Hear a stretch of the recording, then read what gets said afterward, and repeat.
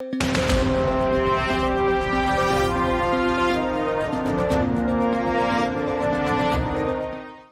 CM Keshav Prasad Maurya के बाद योगी सरकार में दूसरे डिप्टी सीएम ब्रजेश पाठक भी रामपुर के रण में कूद आए।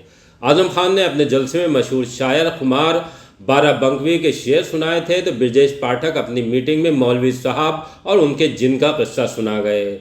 बताया कि किस तरह जिन राजपाट रहते मौलवी साहब का हुक्म बजा लाता था और जब राजपाट गया और जिन के पास काम नहीं बचा तो उसने मौलवी साहब को ही पटक दिया। डिप्टी सीएम ने आजम खान का नाम नहीं लिया लेकिन यह कहकर हमला जरूर कर गए कि उनकी नींद उड़ गई है, इसलिए किस्म किस्म की बातें कर रहे हैं।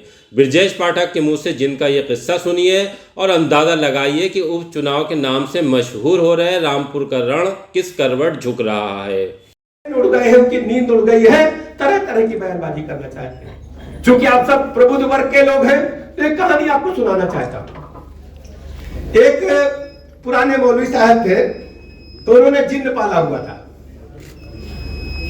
तो जिन्न उनसे रोज काम पूछता था,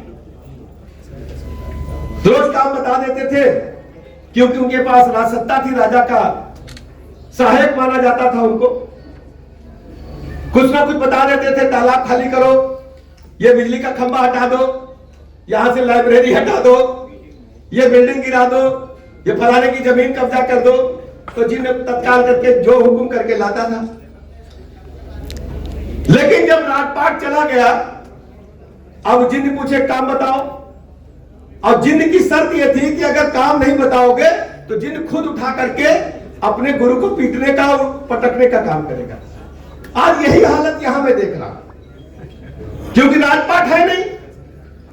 जो अपराधी तत्वों को पाला था, जो मनोकांक्षा इनकी थी, और वही जिन पटक पटक करके इन लोगों को ठीक करने का काम कर रहा है। इसलिए मेरे रामपुर के प्यारे भाई बहनों, आज आपसे अपील करने के लिए आया हूं। हम सब इकट्ठा होकर के एक एक वोट अपने भाई आके सक्सेना को देंगे।